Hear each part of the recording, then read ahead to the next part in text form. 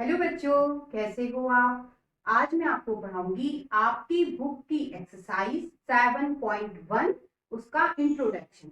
आज हम जानेंगे कॉन्ग्रुएंसी किसे कहते हैं, सर्वांग समता किसे कहते हैं।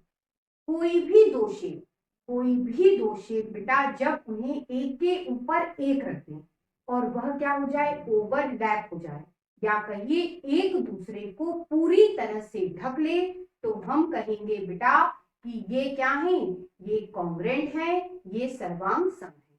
कुछ एग्जाम्पल से बात कर सकते हैं।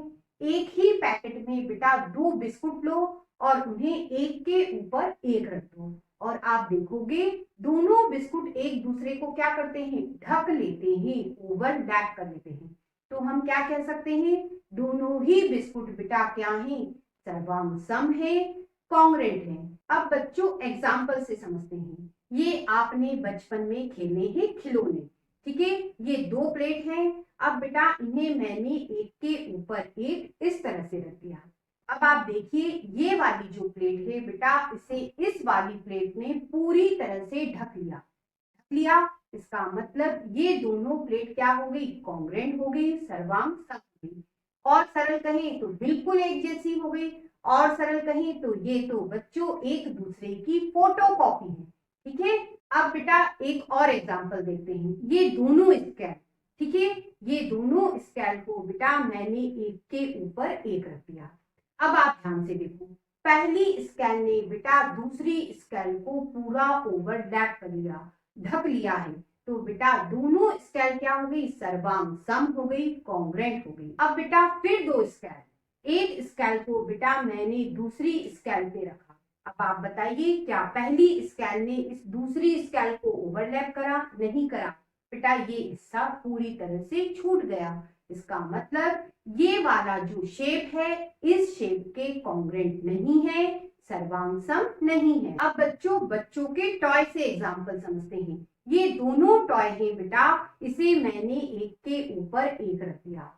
एक टॉय ने दूसरे टॉय को पूरी तरह से ओवरलैप कर लिया, पूरी तरह से ढक लिया। ये देखिए, इसका मतलब ये वाला टॉय इस वाला टॉय का फोटो कॉपी है, सर्वांग सम है, कॉन्ग्रुएंट है बेटा इनके शेप।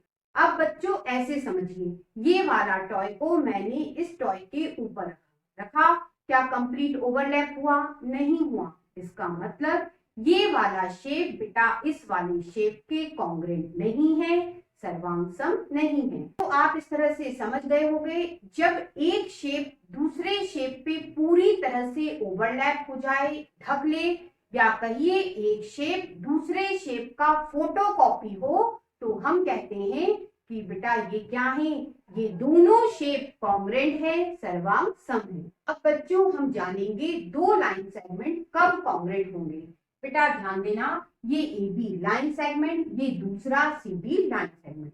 यदि सी डी लाइन सेगमेंट को उठा के मैं ए बी लाइन सेगमेंट पे रखूं, तो क्या हो, ये सी वाला पॉइंट ए पे आए और बेटा डी वाला पॉइंट बी पे आ जाए, ठीक है। ऐसा कब होगा, ऐसा तब होगा जब सी डी की लेंथ ए बी की लेंथ के इक्वल हो, तभी होगा। इसका मतलब बेटा दो लाइन सेगमेंट यदि कॉन्ग्रुएंट होंगे तो बेटा उनकी लेंथ क्या होती है, इक्वल होती है, बराबर होती है। ए बी सी डी के यदि इक्वल है तो बेटा हम कह सकते हैं कि A B line segment congruent है इस बेटा सी डी लाइन सेगमेंट के। ये कॉन्ग्रुएंसी का साइन, ठीक है। अब इधर चलो बेटा, ये दोनों लाइन सेगमेंट कॉन्ग्रुएंट नहीं होंगे। क्यों नहीं होंगे बेटा, अगर आपने इस वाले लाइन सेगमेंट को उठा के इसके ऊपर रखा तो बेटा क्या होगा, जी के ऊपर आई नहीं आएगा और एच के ऊपर जे नहीं आएगा। ऐसा क्यों, क्योंकि बेटा दोनों की लेंथ अलग अलग है। तो इसका मतलब जी एच आई जी के कॉन्ग्रुएंट नहीं होगा। आपने क्या समझा, आपने समझा बेटा दो लाइन सेगमेंट तब कॉन्ग्रुएंट होंगे जब उनकी लेंथ बराबर होगी, इक्वल होगी। अब हम जानेंगे दो एंगल कब कॉन्ग्रुएंट होते हैं, दो कोण कब सर्वांग सम होते हैं। बेटा आप सबसे पहले इन दोनों को देखिए। ये वाला जो शेप है इसे उठा के मैं यहां रखती हूँ, क्या होगा, यदि P वाला पॉइंट A पे आए और बेटा PQ इस AB पे आए और बच्चों PR इस AC पे आए, कंप्लीट ओवरलैप कर ले, तो बेटा क्या होगा, हम कह सकते हैं ये वाला एंगल इस वाले एंगल के कॉन्ग्रुएंट है। और क्या कह सकते हैं, हम कह सकते हैं बेटा ये वाला एंगल मतलब CAB, लिख लेते हैं, एंगल CAB इक्वल होगा एंगल RPQ के, एंगल RPQ के इक्वल है। तो हम ये भी कह सकते हैं बेटा हमने इसे मेजर करा तो मेजर एंगल A, हमने इसे मेजर करा तो एंगल P, ये दोनों बेटा इक्वल है, तो हम कह सकते हैं ये वाला एंगल इस वाले एंगल के कॉन्ग्रुएंट है। इस तरह से आप इसे लिख सकते हैं, ठीक है। ये बेटा दो एंगल कॉन्ग्रुएंट होने के बारे में पता चलता है। सरल शब्दों में बात करें तो बेटा दो एंगल तब कॉन्ग्रुएंट होंगे जब दोनों को आप मेजर करते हो और मेजरमेंट इक्वल आए, तो दो एंगल क्या होंगे, कॉन्ग्रुएंट होंगे, सर्वांग सम। अब बेटा इन दोनों एंगल की बात करें, यदि मैं इस शेप को उठा के इस पे रखूं तो बेटा T को A पर आना चाहिए और बेटा TU को AB पे, और ये जो TV है इसे बेटा AC पे आना चाहिए। ऐसा लेकिन नहीं होगा, क्यों, क्योंकि बेटा ये 40 डिग्री का एंगल है और ये 70 डिग्री का एंगल, दोनों के मेजरमेंट बेटा अलग अलग है, तो ये कॉन्ग्रुएंट नहीं होंगे, सर्वांग सम नहीं होंगे। बच्चों अब तक हमने जाना कोई लाइन सेगमेंट कब कॉन्ग्रुएंट होते हैं, जब एक लाइन सेगमेंट को दूसरा लाइन सेगमेंट ओवरलैप कर ले। ये कब होता है, जब दोनों की लेंथ बराबर होती है। दूसरा हमने जाना एंगल कब कॉन्ग्रुएंट होते हैं, जब एक एंगल को दूसरा एंगल ओवरलैप कर ले, तो बेटा एंगल कब ओवरलैप होंगे, जब वो बराबर होंगे। अब बेटा हम जानेंगे कोई दो ट्रायंगल कब कॉन्ग्रुएंट होंगे। वही बात, जब एक ट्रायंगल को उठा के आप दूसरे ट्रायंगल पे रखो और बेटा वो ओवरलैप कर ले, कंप्लीट ढक ले, तो बेटा हम कहेंगे ये वाला ट्रायंगल इस वाले ट्रायंगल के कॉन्ग्रुएंट है, ट्रायंगल हो गए कॉन्ग्रुएंट, ठीक है।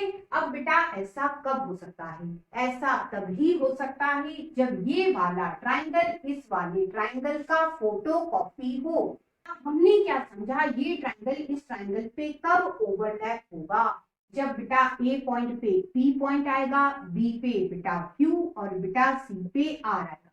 तो ये जो पॉइंट होते हैं इन्हें क्या कहा जाता है, इन्हें बेटा करस्पॉन्डिंग वर्टेक्स कहा जाता है, ठीक है, संगत शीर्ष कहा जाता है। ट्रायंगल को देखें तो बेटा ट्रायंगल कैसे लिखेंगे, ABCTQR लिखा है। ट्रायंगल को देख के हम संगत शीर्ष कैसे पता करते हैं, देखिए यहाँ A है तो बेटा यहाँ P है, पहले A है, पहले A लिखा है तो पहले P लिखा है, तो बेटा A और P क्या हो गए, करस्पॉन्डिंग वर्टेक्स हो गए। बाद में बेटा B लिखा है, इधर Q लिखा है, तो B Q करस्पॉन्डिंग वर्टेक्स हो गए। इधर बेटा तीसरे में इधर C तो इधर R लिखा है, तो C और R क्या हो गए, करस्पॉन्डिंग वर्टेक्स हो गए, शीर्ष हो गए, ठीक है।